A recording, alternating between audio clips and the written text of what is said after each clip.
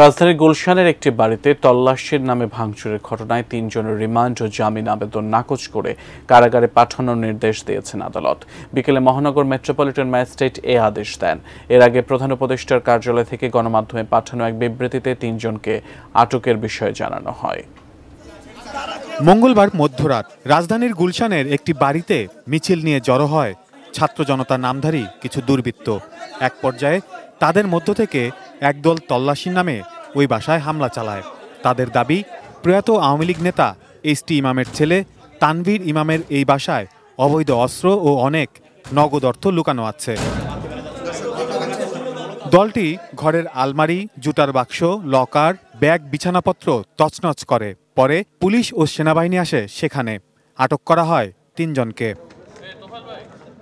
বুধবার দুপুরে প্রধান উপদেষ্টার প্রেস উইং থেকে পাঠানো বিবৃতিতে জানানো হয় ওই ৩ জনকে গ্রেফতার করা হয়েছে।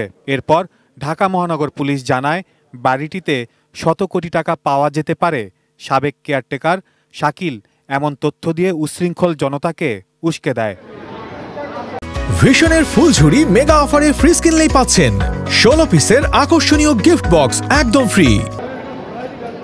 বুধবার বিকেলে শাকিল সহ গ্রেফতার ৩ জনকে আদালতে পাঠিয়ে 10 দিনের রিমান্ড চায় পুলিশ। শুনানি শেষে আদালত রিমান্ড এবং জামিন 2 আবেদনই নাকচ করে তাদের কারাগারে পাঠান। Saiful Jewel, ATN News, Dhaka.